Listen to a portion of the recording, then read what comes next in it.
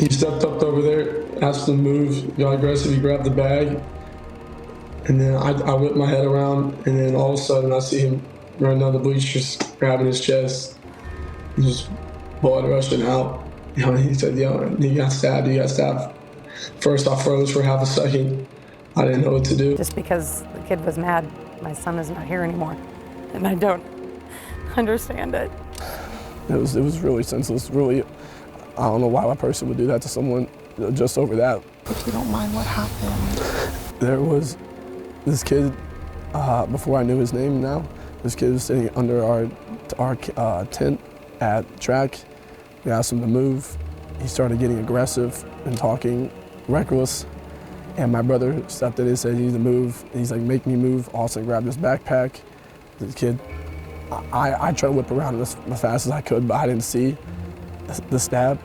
But then I look at my brother, and then I'm not gonna talk about the rest. No. Yeah.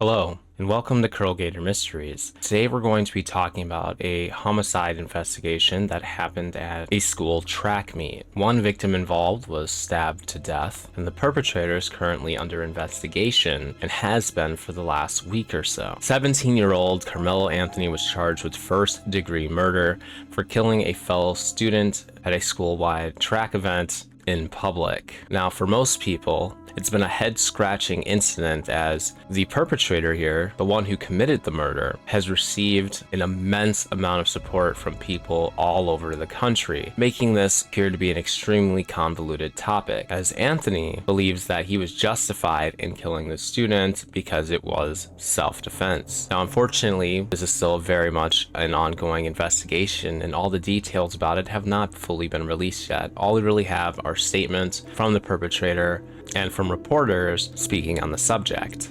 Originally, Anthony was detained with a bond of $1 million he'd have to pay for his freedom while awaiting trial. His lawyer, however, was able to get this bond reduced to $250,000, which the GoFundMe raised over $400,000, which was more than enough to get Mr. Anthony out of jail and under house arrest at his home. That's where we currently are in this story. But from here, we're going to get into the weeds of exactly what we know and from what we've seen so far. So this is the story of the event as far as we know. According to an arrest warrant affidavit, Anthony, a Centennial student, was waiting out a weather delay under a tent designated for Frisco Memorial High School students, where Metcalf attended school when Metcalf told him to move. Metcalf, of course, being the victim in this scenario. Anthony allegedly reached inside his bag and said, "Touch me and see what happens," the affidavit said.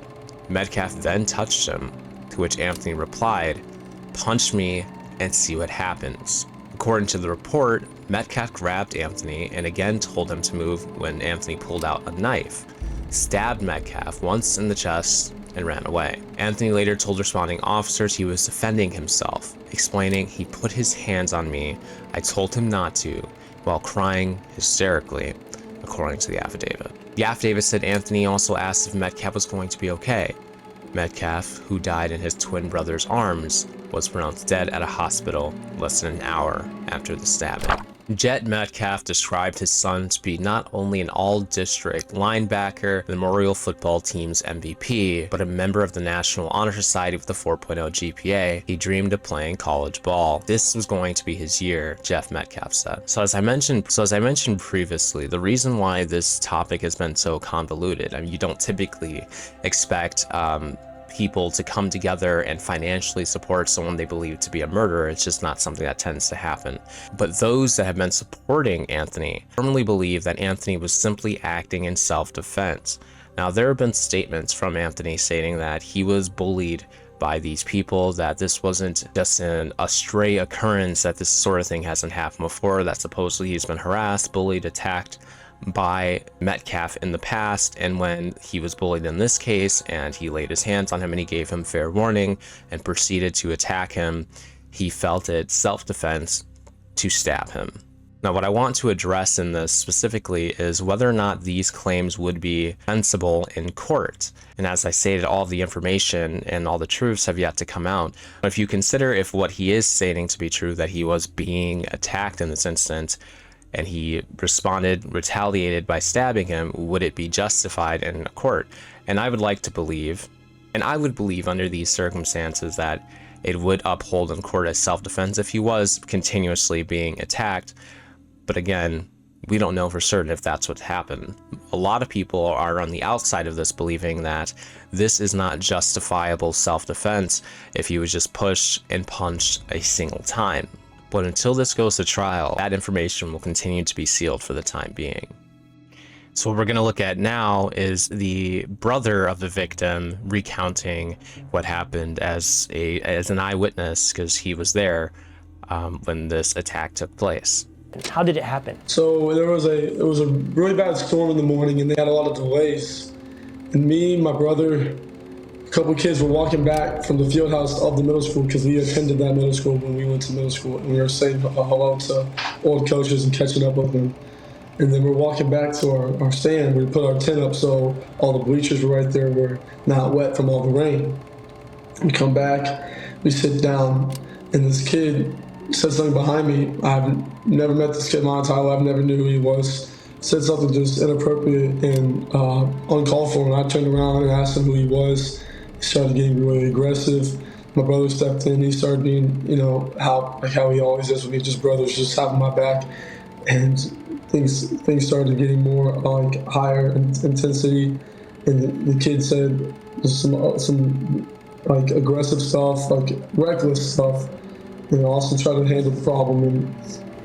Austin was always one to step up. He always was one to step up and be the person that would do the right thing. And he was doing the right thing by saying to this gentleman that you're not supposed to be in this tent. This is because they have personal items there. A lot of stuff gets stolen, just like that, just precautions and stuff. And our coaches always told us don't let, other schools, mess with our stuff, just sit around our tent area. And we set that up for the girls' track every meet we had. So it's just he knew he wasn't supposed to be there. And it's just a tragedy what happened. He stepped up over there, asked him to move, got aggressive, he grabbed the bag. And then I whipped my head around, and then all of a sudden I see him running down the bleachers, grabbing his chest, and just blood rushing out. He said, he got stabbed. First I froze for half a second. I didn't know what to do. And then I saw him about to fall. I went to go over there. I grabbed him. I see. Stop. No matter how you look at it, no matter whether this was self-defense or not, this is still a tragedy that absolutely could have and should have been avoided. We don't have all the details of really what happened that day, just the recounting from people that were there, the stories that they told, and what the media has been able to put out there. Either way, it is incredibly unfortunate that someone's life was taken so young. And going forward, no matter how this unfolds, there is no winning for anyone. There's no winners. This is nothing but a very unfortunate event. People suffering on both sides.